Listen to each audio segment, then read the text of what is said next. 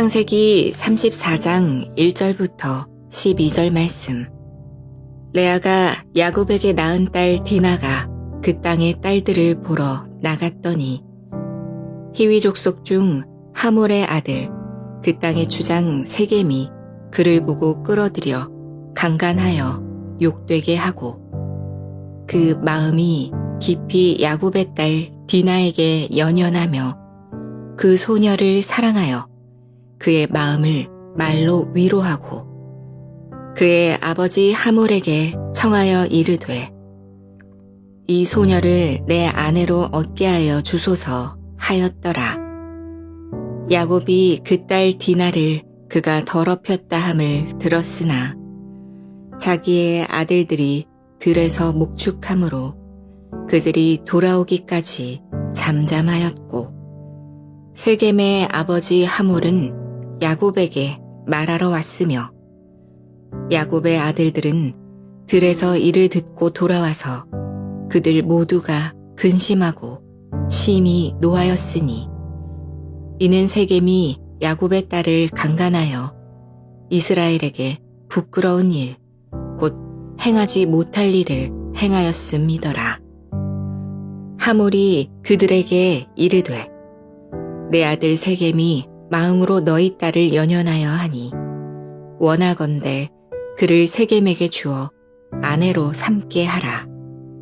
너희가 우리와 통혼하여 너희 딸을 우리에게 주며 우리 딸을 너희가 데려가고 너희가 우리와 함께 거주하되 땅이 너희 앞에 있으니 여기 머물러 매매하며 여기서 기업을 얻으라 하고 세겜도 디나의 아버지와 그의 남자 형제들에게 이르되 나로 너희에게 은혜를 입게 하라.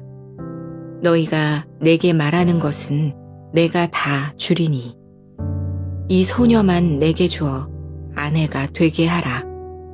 아무리 큰 혼수와 예물을 청할지라도 너희가 내게 말한 대로 주리라.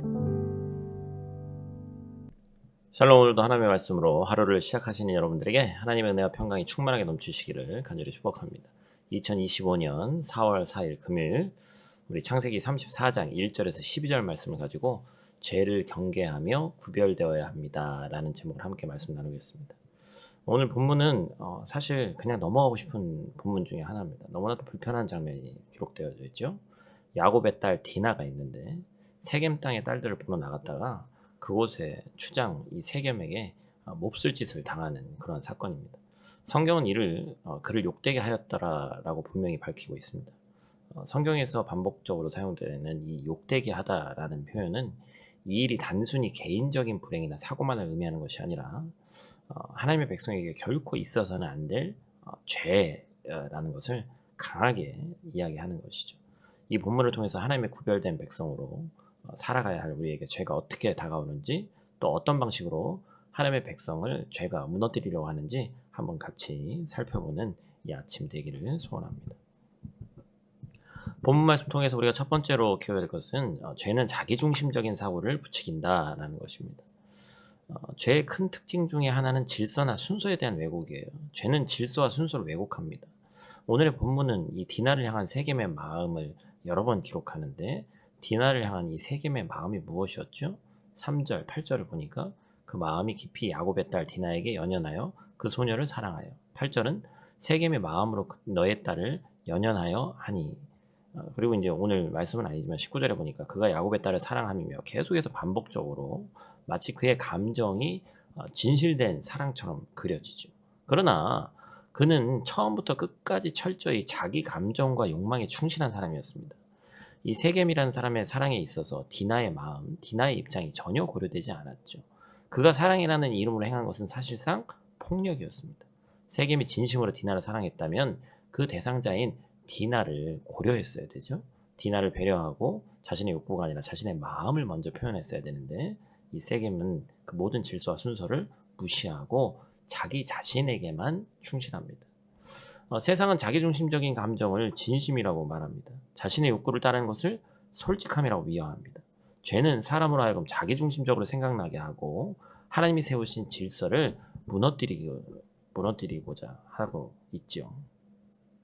하나님은 우리에게 마음과 뜻을 다해서 주님을 사랑하라고 하셨습니다. 그것은 단순한 감정이 아니라 인격적이고 의지적인 사랑입니다. 여러분, 이웃을 사랑하는 것도 마찬가지예요. 내가 받고 싶은 대로 남에게 행하라 라는 이런 황금률은 자기중심적인 태도가 아니라 상대를 먼저 배려하고 생각하라는 하나님의 명령입니다. 하나님께서 말씀하신 사랑은 자기중심적으로만 생각하고 행하는 것이 아니라 상대방을 향한 고려와 배려가 포함되는 거예요. 그래서 우리가 자기중심적인 사고를 벗어나서 하나님 중심으로 생각하고 행하기를 소망합니다. 우리 모두가 세상에 말하는 진심, 세상에 말하는 솔직함이 아니라 하나님이 말씀으로 가르치신 사랑으로 행하시기를 간절히 소망합니다. 두 번째로 우리가 기억해야 될 것은 죄는 타협과 합리화를 유도한다는 것입니다. 세겜과 그의 아버지 하물이 사건 후에 야곱을 찾아왔어요. 그리고 온갖 좋은 조건들을 제시합니다. 땅을 같이 쓰자, 서로 결혼하자, 재산을 나누자. 마치 이 일이 얼마든지 야곱과 그 가족들에게 유리하게 마무리될 수 있는 것처럼 얘기합니다. 세겜은 자신이 행한 죄에 대해서 사과하지 않았어요. 대신 보상과 타협을 제안합니다. 이왕 벌어진 일이니 좋게 끝내자는 것이죠. 우리가 많이 봐왔던 드라마 같은 데서 나오는 이야기 같아요, 정말. 그죠? 죄가 우리에게 다가오는 방식이 이렇단 말이에요. 악한 면을 바라보지 못하게 하는 것이죠. 무언가 더 좋은 것이 있는 것처럼 시선을 돌리는 것입니다. 어쩔 수 없잖아. 이쯤에서 타협해야지. 이왕 이렇게 된 게 좋은 거다. 그쵸? 타협을 유도하면서 우리로 하여금 죄와 공존하게 한단 말이에요. 하물과 세겜이 야곱의 가족에게 재물을 준다 해서 세겜이 행한 일이 죄가 아닌 것이 아니죠. 그저 죄를 덮어 가리는 것이죠. 우리는 기억해야 됩니다. 여러분, 죄는 죄예요. 어떠한 좋은 옷을 입히고 좋은 이유를 붙이더라도 죄는 죄입니다. 야곱이 가진 재물, 자녀들, 가족은 하나님의 은혜로 주어진 것이었습니다. 세상의 조건이 아무리 좋아 보여도 하나님 빠진 이 제안은 결코 복이 될 수 없습니다. 하나님의 사람은 죄와 타협할 수 없는 것입니다. 그래서 본문 7절은 이렇게 얘기하죠. 세겜이 야곱의 딸을 강간하여 이스라엘에게 부끄러운 일, 곧 행하지 못할 일을 행하였음이더라 라고 정확하게 죄에 대해서 기록하죠. 야곱에게 행하지 못한 일이라고 하지 않고 이스라엘에게 행하지 못한 일이라고 얘기합니다. 디나에 대해서는 야곱의 딸이라고 기억하면서 왜 이스라엘에게 부끄러운 일, 이스라엘에게 행하지 못할 일을 행하였다고 얘기하냐. 이 일이 단순히 야곱이라는 어떤 한 사람의 가정에 생긴 일이 아니라 하나님이 택한 이스라엘에게 생긴 일이다라는 것이죠. 이스라엘은 야곱의 새 이름입니다. 그래서 하지만 여기서 이스라엘은 야곱 한 사람을 의미하는 것이 아니라 택한 백성 전체를 얘기하는 거예요. 결국 이 전체를 죄로 인해 더럽힌 것이죠. 죄는 이와 같이 우리에게 다가옵니다. 어떤 때는 갑작스럽게 강한 힘으로 우리를 공격하고 때로는 부드럽게 다가오는 거예요. 그리고 죄가 죄임을 인식하지 않고 죄 안에 거하는 것, 죄로 나아가는 것이 좋은 것처럼 속삭입니다. 죄 안에 더 좋은 것이 있는 것처럼 미혹하는 거예요. 하지만 죄는 결국 하나님이 구별하신 백성을 더럽히고 무너뜨리기 위한 것이다 라는 것을 잊지 말아야 됩니다. 그렇기 때문에 우리는 죄를 경계해야죠. 아무리 달콤해 보여도, 아무리 이익처럼 보일지라도 그것은 하나님의 사람에게 합당하지 않다라는 것입니다. 우리는 죄의 유혹 앞에서 더욱 깨어있기를 소망합니다. 우리 안에는 여전히 선을 행하기 원하는 마음이 있으나 동시에 악이 함께 역사하는 연약한 인간이죠. 우리의 속사람은 하나님의 법을 즐거워하지만 우리의 지체는 죄의 법과 끊임없이 싸운다. 이제 우리는 두 길 중 하나를 의지적으로 선택하면서 나아가야 됩니다. 육신을 따라가는 삶을 살 것이냐, 즉 자기중심적이고 타협하는 삶을 살 것이냐, 그러나 영을 따라 사는 삶을 살 것이냐. 하나님의 인도하심을 따라 사는 삶이 결국에는 뭘 가져온다고 했어요? 생명과 평안을 가져오는 거예요. 사랑하는 여러분, 죄는 여전히 우리 삶을 흔들려 합니다. 때로는 강하게, 때로는 달콤하게, 때로는 그럴듯한 이유와 명분을 앞세워서 다가오는 거예요. 그러나 우리는 기억해야 되죠. 죄는 결코 하나님의 백성과 공존할 수 없다. 죄는 결국 우리를 무너뜨리기 위한 것이라는 것을 기억해야 됩니다. 그러므로 오늘도 우리는 깨어서 기도해야 됩니다. 우리 힘으로만은 죄를 이길 수 없기 때문에 우리를 위해서 십자가에서 죽으시고 죄의 문제를 해결하시고 부활하신 예수 그리스도, 지금도 우리를 향해서 간구하시는 그 주님의 기도를 기억해야 되고 성령 하나님께서 역사하시기를 또 의지해야 됩니다.